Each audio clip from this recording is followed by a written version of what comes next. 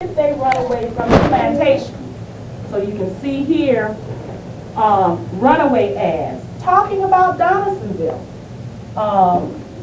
You see someone back there on the wall back there by the door? Who is that? You guys recognize? Harriet Tubman. We don't know whether Harriet Tubman ever came to Louisiana, but we do know that she made over 19 trips back to the South, and you can see her here as an old woman taking a whole family to freedom, that she had taken to freedom.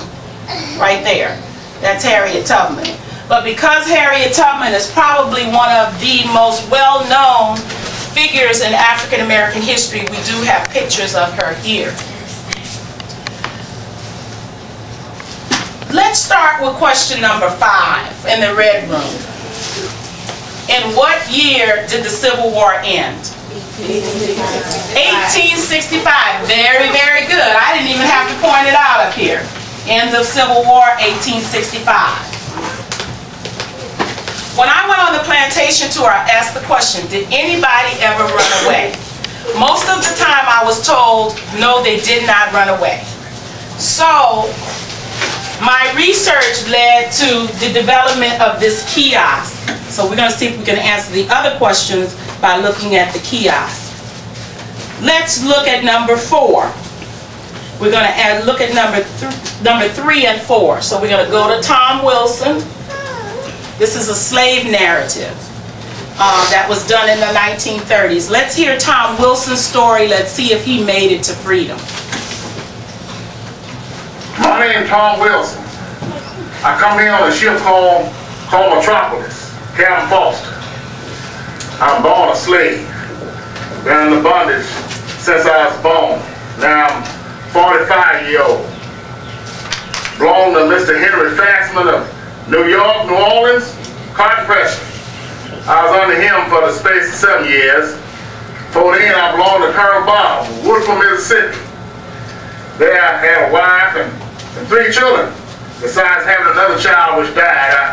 I was sold at auction by Major Bears Auctioneer for $2,500. Was taken down to New Orleans, away from my wife and children, and haven't seen them since. Shortly after I got there, Mr. Fassman's overseer, a fellow named Burke, commenced to ill-use me. I didn't understand tying the cotton. It was new to me. I was awkward, so they flogged me. Used to tie me down across a cotton bale and give me $200-300 with a leather strap. I'm marked from the whip from the ankle bone to the crown of my head. Some years before I was sold down from Mississippi, the overseer there, because I resisted punishment once, cut my right arm across the muscle, then had it all stitched up. He did that, he said, to weaken me, because I was too strong in the arm. About a year and a half after I'd been in New Orleans, I ran into the woods, followed by Burke and a pack of hound dogs in a battle rush swamp. The dogs soon caught me and tore my legs and body with their teeth. Burke rolled up to me with his gun and shot me in the hip with 14 buckshot, which can be seen and examined by you or anybody else at any time. The dogs continued to pin me with their teeth. After that, I know nothing about what they did to me for about a week. When I got a little strong, they burned my back with a red hot iron and my legs strong turpentine to punish me for escaping. Put an iron collar around my neck, which I wore for 8 months. Besides 2 irons, 1 on each leg. After that, they watched me very closely. They watched me all the time. One night, about a week after Christmas, I run and hid myself under the sawdust in the sawdust pit down below New Orleans. I was followed by Burke and the overseers and the dogs, but this time they did not find me. I crept out and ran away for more safety to the great salt water lake behind New Orleans. Hid myself under the bushes and vines there. There was alligators in the lake because I waded up to the water in my knees, and the alligators followed me, grunting and bellowing and trying to get at me. Many times I had to climb up trees to escape them, but I felt safer amongst the alligators than amongst the white men. In the morning, I went down to the wharf by sunrise. On the road, I come across some of the men who was out watching for me. They had guns and dogs. And I just didn't have no choice. I just began to whistle and sing and walked up close to them. They paid no attention to me. So I walked on down to the wharf and some of the colored men on the ship Metropolis took me on board and hid me amongst the bed. One of the colored men helped me out and helped make sure they didn't find me. And I trembled to think that I should be taken back and captured and tortured if they found me. I was frightened too for the colored men who would help me. I was kept out of sight of the white man, and Captain Foster did not know anything about it until after the men had been paid off in Liverpool. I remained here for a week after Christmas until about 3 weeks ago when the ship come here. During that time, I was kept alive by the colored man who've been so good to me. They brought me something to eat and drink every night. When I first landed here, I was scared of every white man I passed. I hid myself out where I could and begged at night for bread. I was scared they'd take me back into slavery again. I did not know you could not be a slave here. Okay, so what ocean did Tom Wilson cross to go to freedom? The Atlantic, okay? What animal did Tom Wilson fear the most? White.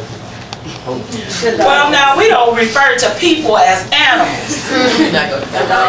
No people do we refer to as animals. The dogs, okay? He was scared of He was scared of alligators too. Which one would you be most afraid of? Dogs or alligators? Okay. What city? Oh, okay, that's good. So we answered those two. Now let's see. What city did Jean-Baptiste du Sable find? A shipwreck that left Jean-Baptiste Point du Sable stranded in New Orleans was the start of a path that would take him on many adventures. In New Orleans, because he did not have freedom papers, du Sable was in danger of imprisonment as an escaped slave or of being sold into slavery. He built a small boat, disappeared up the Mississippi River on a long trek to the borders of Lake Michigan. An Indian tribe befriended him and he stayed, learning their language and customs. Du Sable was a good businessman and trader. Traveling the Illinois Territory, he came upon a piece of land between two rivers and immediately recognized that it would be a good area for business. He decided to settle there in 1778. Erected a house and then 2 barns, a dairy house, a mill, and a bakehouse. Others came and built homes in surrounding areas. This was to become one of the largest cities of the United States. Jean du Sable, founder of Chicago. Okay, so what's the answer to number 2? Chicago. So that means if he built a boat that went from Haiti to New Orleans and then up the Mississippi River to Chicago, he must have passed right by Donaldsonville. I can't imagine what kind of boat you could build to go that far, and I've been asking the people in Chicago at the Du Sable African American Museum if they have any research about what kind of boat he could have built. But his father was a Frenchman and his mother was African Haitian, and so he was considered to be mulatto. You guys ever heard that term before? Mulatto? Sometimes when we're reading things or learning about free people of color, mulatto meant that one of your parents was white or European and one of your parents was African. Have you ever heard the term quadroon? No. Quadroon meant that one of your grandparents was European and one of your grandparents was African. And back during the days before slavery, especially here in Louisiana, they had designations of people that we see in the slave inventories where it would say quadroon, octoroon. There were about 16 different levels that they tracked whether or not you had 1 drop of black blood or not.